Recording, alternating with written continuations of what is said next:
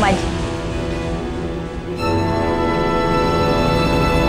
देखो बहू, मैं जरूरी काम में हूँ, अभी जाओ तुम, बाद में आओ। अच्छा, जरूरी काम है आपको, वो भी अकेले अकेले? आपके लिए कुछ नमकीन वमकीन लेकर आऊं क्या?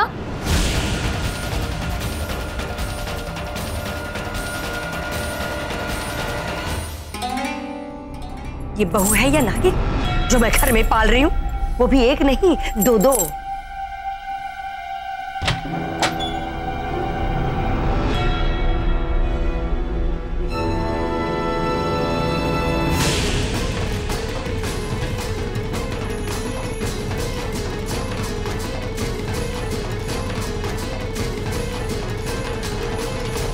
मतलब एकदम सही समय पर आई हूं मैं माँ जी।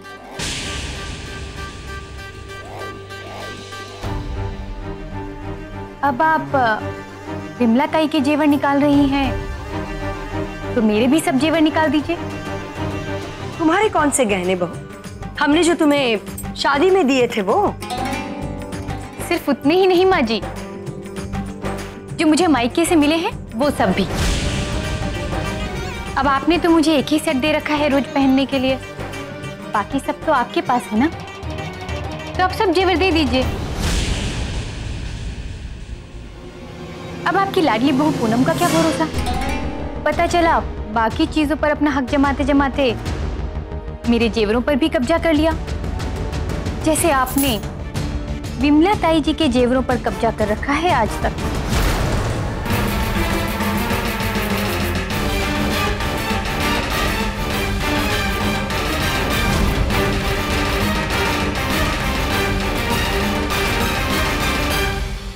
जो तुम कहने आई थी मैंने बहुत अच्छे से सुन लिया है।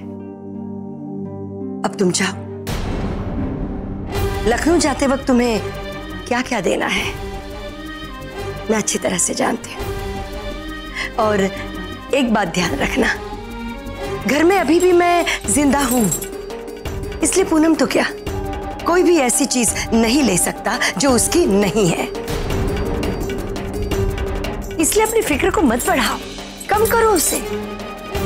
और जाते समय दरवाजा बंद करना मत भूलना।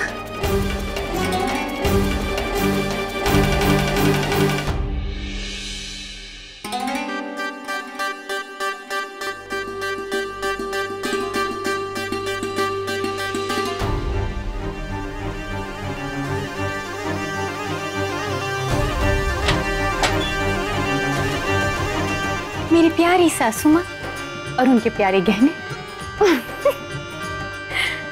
आज तिजोरी खाली होने वाली है सासू माँ जी की। दीदी अब कहना तो नहीं चाहिए, छोटी मुंह बड़ी बात, पर तुम बहुत बड़ी गलती करने वाली हो।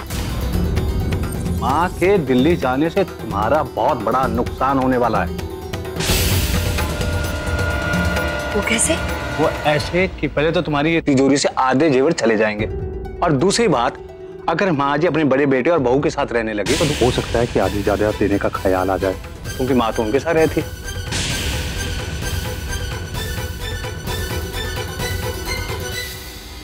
बात तो तुम सही कह रहे हो बच्चों,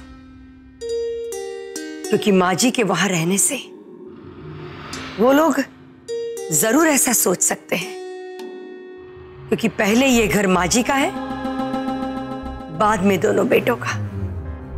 वही तो, अगर ऐसा हुआ तो क्या करोगे?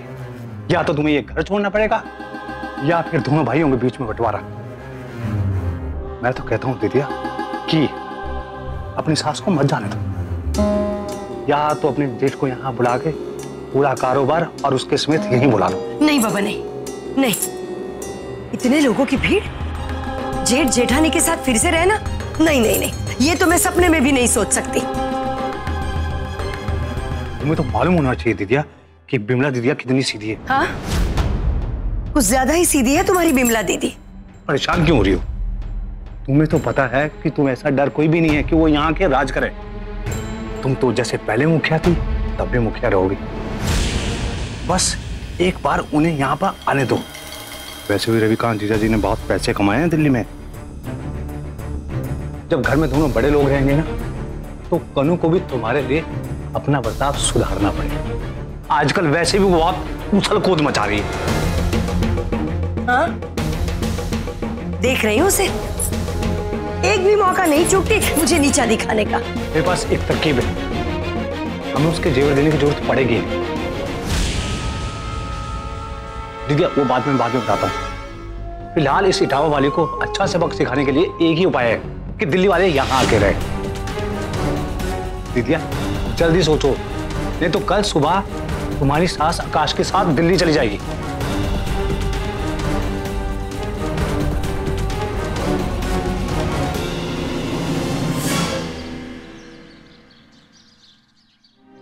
माँ अभी भी 1 घंटा बाकी है, आप आराम से चली जाइएगा, इतनी हड़बड़ा क्यों रही हैं आप?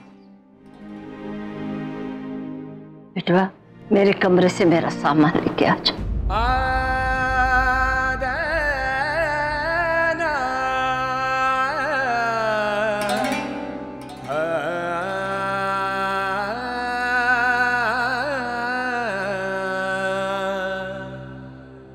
जाने से पहले अपने हाथ के अदरक और मसाले वाली चाय नहीं पिलाएगी?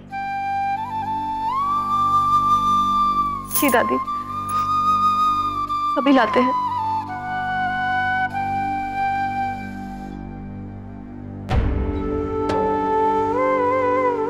माँ आप क्यों हमें छोड़ के जा रहे हैं? क्या मैं इतना बुरा लगता हूं आपको? नहीं बेटे, तूने इतने साल तो सेवा की मेरी। अब रविकांत को कर रहे तू। ठीक है, अब जा रही हैं तो जाइए, लेकिन अपने इस छोटे को भूल मत जाइएगा।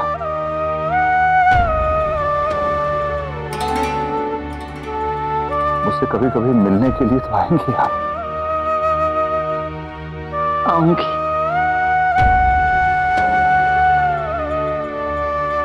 सामान वापस रख दो आकाश बेटा।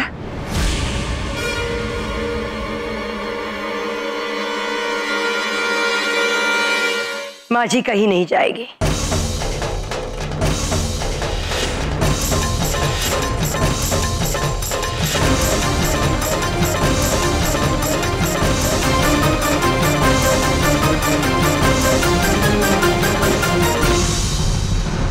माँ जी, बहू मुझे माफ कर दीजिए। मेरी ही जिद की वजह से आप हमारा साथ छोड़कर जा रही थी।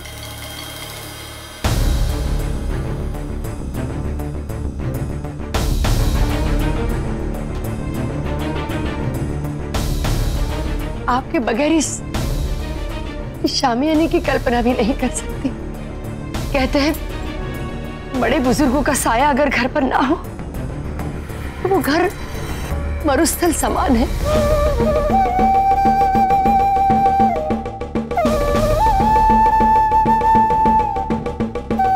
ऊपर से अपना आशीर्वाद मत हटाइए।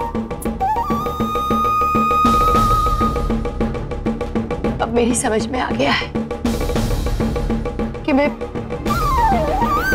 बेवजह ही जिद कर रही थी। अगर जेठ जी और उनका परिवार यहाँ आकर रहे तो मुझे कोई आपत्ति नहीं।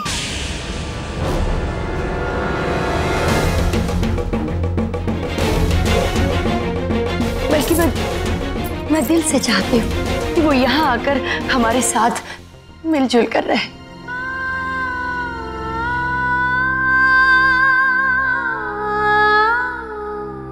हाँ माँ, मैं तो कभी नहीं चाहूंगा कि आप इस घर को छोड़कर जाएं।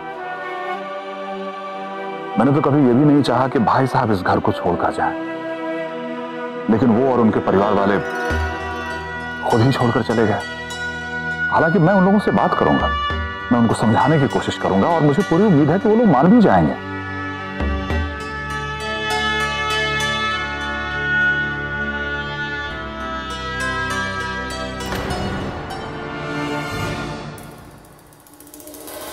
कनु, तुम्हें माँ जी के यहाँ रहने से या ताऊजी के यहाँ रहने से कोई एतराज है?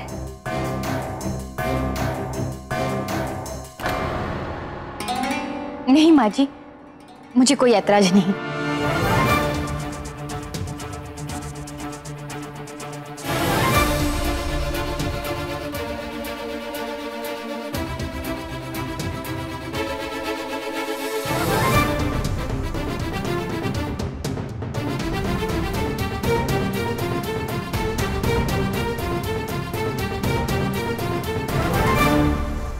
जब तुम लोग मेरे जाने से इतने दुखी हो, मैं रुक जाऊंगी?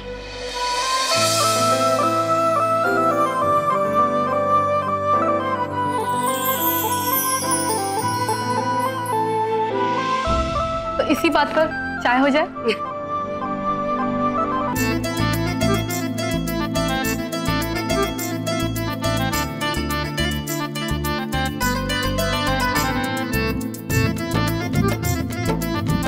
तो बात पक्की, माँ जी कहीं नहीं जाएंगी, यही रहेंगी।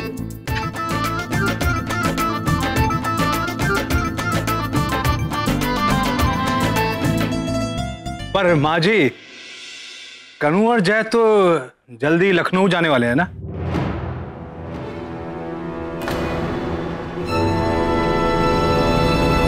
तो क्या हुआ? मैंने ही कहा हुआ था, लखनऊ का भी कारोबार किसी को तो संभालना है ना। ठीक है, जैसा तुम लोग ठीक समझो।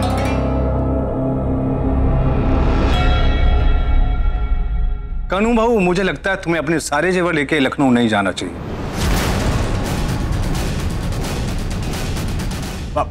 मतलब मुझे गलत मत समझना, मैं तो सुरक्षा के नजरिए से बोल रहा हूं। अब जबकि तुम लोगों को वहां जाके अकेले रहना है और जय को तो दिन रात मेहनत करनी पड़ेगी। मैं तो कहता हूं कि ऐसे में रोजाना पहनने वाले जेवर भी सुरक्षित नहीं रहेंगे।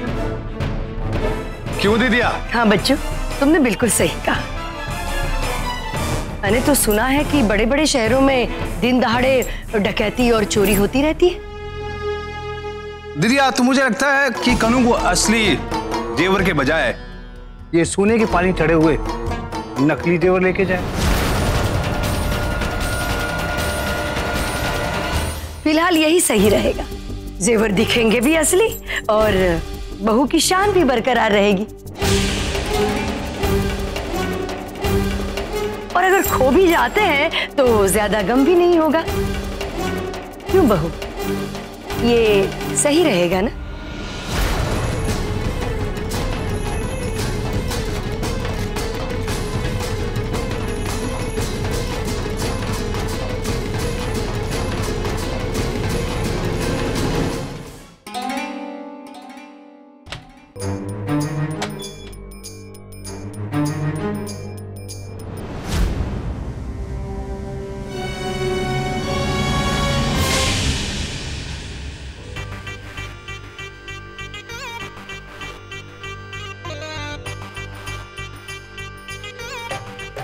अच्छा,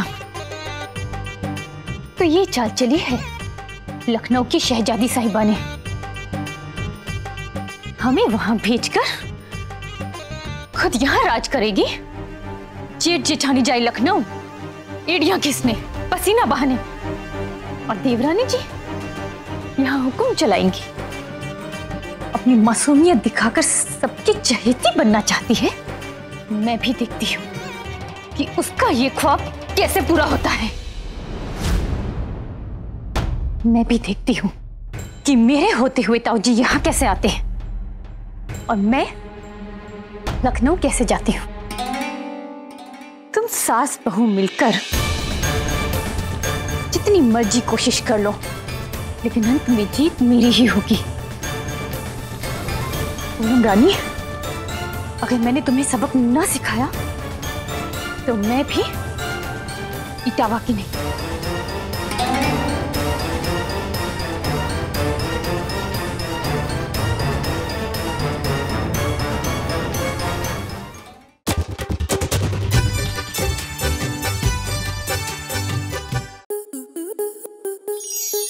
आपके मनोरंजन पर अब नहीं लगेगा कोई ब्रेक।